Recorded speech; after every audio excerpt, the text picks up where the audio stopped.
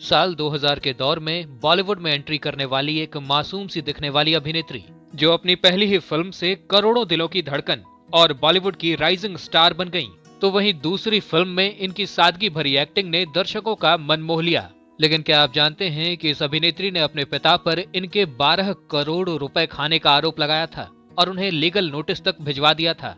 और क्या आप जानते हैं कि इतनी सारी हिट फिल्में देने के बाद भी इन्हें एक समय के बाद लीड रोल मिलने ही बंद हो गए और डायरेक्टर्स प्रोड्यूसर्स ने इनसे दूरी बना ली। और क्या आप यकीन करेंगे कि दावों के मुताबिक एक शादीशुदा फिल्म मेकर से अफेयर के चलते इनकी मां ने इन्हें चप्पलों से पीटकर घर से बाहर निकाल दिया था। ये अभिनेत्री अपने पर्सनल लाइफ के कारण अपना प्रोफेशनल करियर नहीं संभाल सकी और अमिताभ बच्चन की तरह इन्होंने भी मीडिया कर्मियों और अपने सहकर्मियों के साथ बदतमीजी कर दी जो इन्हें भारी पड़ गई। बताएंगे इनके बारे में और भी बहुत कुछ। आप बस बने रहिए हमारे साथ हमारे चैनल वारिधि मंथन पर। दोस्तों, अगर वीडियो पसंद आती हो तो इसे लाइक जरूर कर दीजिएगा। साथ ही साथ अगर आप इस चैनल पर नए हैं तो इसे सब्सक्राइब करके बेल आइकन जरूर दबा दीजिएगा। दोस्तों, बॉलीवुड में कई सारे ऐसे सितारे आए जिनकी पहली ही फिल्म सुपरहिट रही और वो रातों रात स्टार बन गए। आज हम ऐसी ही एक कलाकारा के बारे में बात कर रहे हैं जिनकी पहली फिल्म तो सुपरहिट रही और दूसरी फिल्म तो सुपर डुपर हिट हो गई। आज हम बात कर रहे हैं बॉलीवुड में बोल्ड एक्ट्रेसेस में शुमार मासूम से चेहरे वाली और परफेक्ट फिगर वाली अमीषा पटेल की। अमीषा पटेल एक ऐसी अभिनेत्री रही जिन्होंने अपनी एक्टिंग से जितनी सुर्खियां बटोरी उनसे ज्यादा वो पर्सनल लाइफ की वजह से चर्चाओं में रही। अमीषा पटेल का जन्म 9 जून 1976 को महाराष्ट्र के मुंबई में हुआ था। इनके पिता गुजराती थे और इनकी माँ सिंधी थी। पिता का नाम था अमित और माँ का नाम आशा। इन दोनों के नाम को मिलाकर ही अमीषा रखा गया। अमीषा के जन्म के 3 साल बाद इनके भाई अश्मित पटेल का जन्म हुआ जो आगे चलकर एक एक्टर ही बने। अमीषा पटेल के दादा रजनी पटेल एक प्रसिद्ध वकील और एक राजनीतिज्ञ थे जो मुंबई की कांग्रेस प्रदेश समिति के अध्यक्ष भी रहे थे। अमीषा की शुरुआती पढ़ाई बॉम्बे से ही हुई और इसके बाद आगे की पढ़ाई के लिए ये बॉस्टन चली गयी। भारत लौटने के बाद इन्होंने सत्यदेव दुबे का थिएटर ग्रुप ज्वाइन किया और यहाँ इन्होंने एक नाटक नीलम में भाग लिया। इस नाटक में अमीषा को काफी वाहवाही मिली और अपनी खूबसूरती और मासूम चेहरे की वजह से इन्हें कई सारे विज्ञापन भी मिलने लगे। अमीषा को एक्टिंग का पहला मौका उनके पिता के क्लासमेट रहे राकेश रोशन की तरफ से मिला और ये फिल्म थी साल 2000 में आई, कहो ना प्यार है। अमीषा पटेल को ये फिल्म मिलने का किस्सा बड़ा ही दिलचस्प है। दरअसल राकेश रोशन उन दिनों अपने बेटे ऋतिक रोशन को लेकर एक फिल्म बनाने जा रहे थे और इस फिल्म में उन्होंने करीना कपूर को फाइनल भी कर लिया था। लेकिन 6 दिन की शूटिंग के बाद करीना कपूर की मां बबीता ने इस फिल्म में करीना कपूर को काम करने से मना कर दिया और इसके बाद राकेश रोशन काफी परेशान हो गए। फिर उन्हें याद आया कि उनके दोस्त अमित की बेटी कई सारे विज्ञापनों में काम कर चुकी हैं। ऐसे में उन्होंने फोन किया अमित को और कहा कि तुम्हारी बेटी कई विज्ञापनों में काम कर चुकी है, क्या वो मेरी फिल्म की एक्ट्रेस बनेगी? अमीषा ने जब ये बात सुनी तो फौरन हाँ कह दी। साल 2000 में आई ये फिल्म ऋतिक रोशन की भी डेब्यू फिल्म थी और इस फिल्म में ऋतिक और अमीषा दोनों कॉलेज स्टूडेंट के रूप में दिखे थे। फिल्म सुपरहिट साबित हुई और इस फिल्म ने अमीषा को रातों रात स्टार बना दिया। इस फिल्म के बाद कई अवार्ड शोज में अमीषा को बुलाया गया और बेस्ट डेब्यू एक्ट्रेस का अवार्ड भी मिला। अमीषा की दूसरी फिल्म थी बद्री जो कि तेलुगु भाषा में आई और इस फिल्म में इन्होंने अभिनेता पवन कल्याण के साथ काम किया और ये फिल्म भी सुपरहिट साबित हुई। इसके बाद साल 2001 में अमीषा गदर फिल्म में दिखी। हालांकि ये फिल्म इन्होंने कहो ना प्यार है से पहले ही साइन कर ली थी और ये रोल अमीषा को इतनी आसानी से नहीं मिला था। अमीषा ने एक इंटरव्यू के दौरान बताया था कि अनिल शर्मा द्वारा डायरेक्टेड गदर एक प्रेम कथा फिल्म के सिलेक्शन के लिए उन्हें एक लंबी प्रक्रिया से गुजरना पड़ा था। इस फिल्म के लिए 500 लड़कियां ऑडिशन देने आई थीं, जिनमें से 22 लड़कियों को स्क्रीन टेस्ट के लिए सिलेक्ट किया गया था और उन 22 लड़कियों में से अमीषा भी एक थी और सिलेक्शन से पहले इन्हें 12 घंटों के एक कड़े ऑडिशन से गुजरना पड़ा था। खैर, अमीषा इस कैरेक्टर के लिए सिलेक्ट हो गयी और सकीना के किरदार में फिल्म में नजर भी आईं। क्रॉस बॉर्डर रोमांस पर आधारित गदर एक प्रेम कथा फिल्म ने बॉक्स ऑफिस पर तहलका मचा दिया। हालांकि इस फिल्म को पाकिस्तान विरोधी बताकर पाकिस्तान में बैन कर दिया गया था। हालांकि लगातार 3 फिल्मों में सफलता का स्वाद चखने के बाद अमीषा ने असफलता का कड़वा घूंट भी पिया।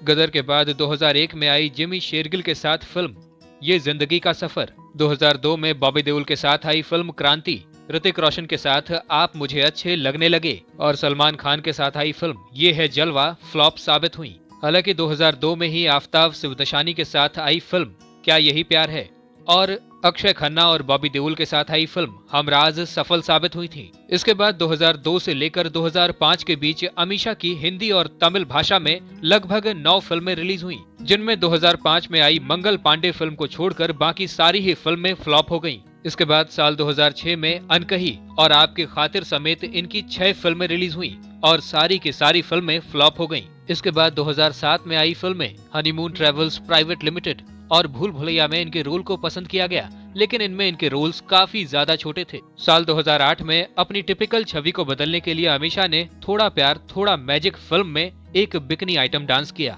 गाने के एक सीन के लिए इन्होंने स्कूबा डाइविंग भी सीखी, जिसके लिए इन्हें 15 दिनों का समय लगा था, लेकिन इतना कुछ करने के बाद भी ये फिल्म फ्लॉप साबित हुई। इसके बाद अमीषा को 2011 में आई फिल्म चतुर सिंह 2 स्टार, 2013 में आई रेस 2 और शॉर्टकट रोमियो और 2018 में आई भैया जी सुपर हिट में देखा गया। हालांकि चतुर सिंह 2 स्टार के अलावा बाकी सभी फिल्मों में अमीषा छोटे और साइड रोल्स में ही नजर आईं।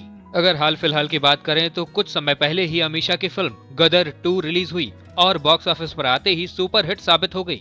अगर बात करें अमीषा के अपकमिंग प्रोजेक्ट्स की, तो ये फिल्म तौबा तेरा जलवा और अपनी लॉन्ग अवेटेड कॉमेडी फिल्म देसी मैजिक में नजर आ सकती हैं।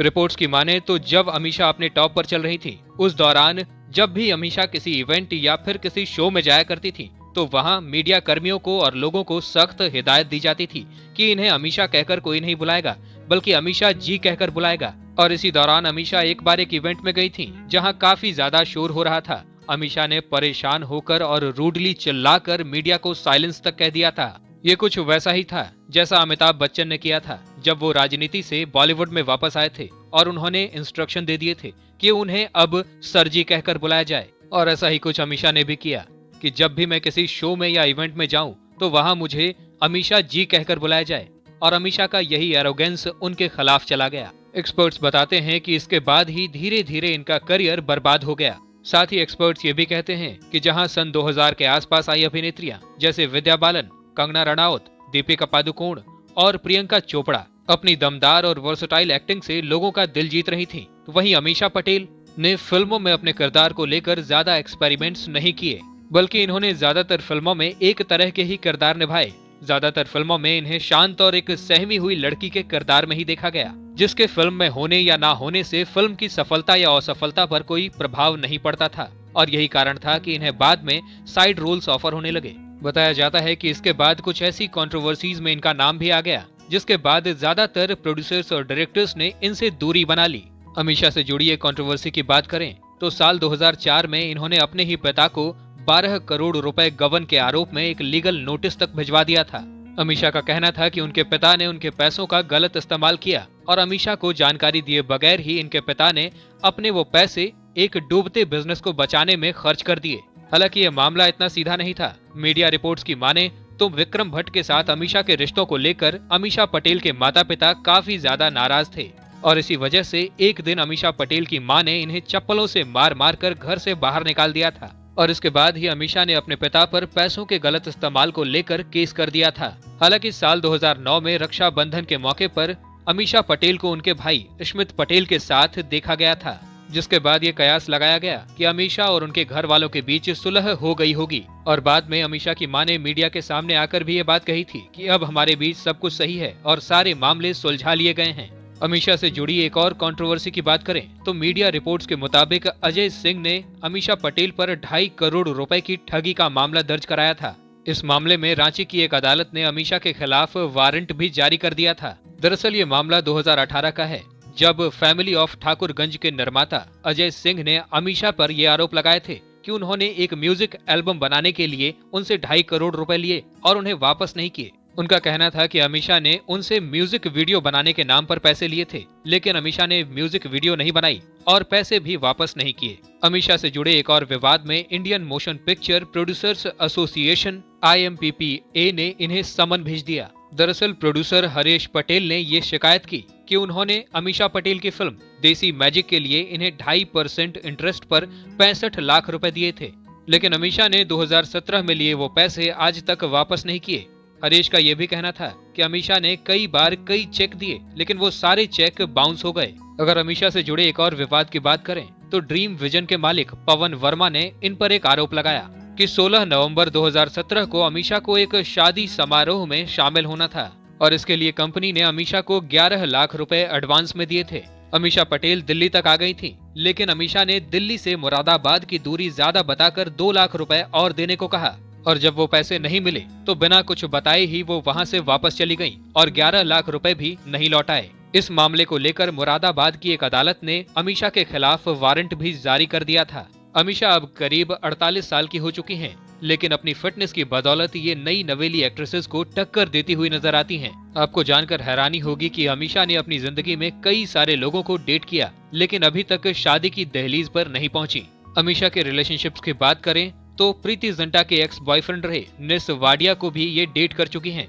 ये काफी लंबे समय तक रिलेशनशिप में रहे, लेकिन बाद में ये रिश्ता कुछ कड़वे अनुभवों की भेंट चढ़ गया और ये दोनों दूर हो गए।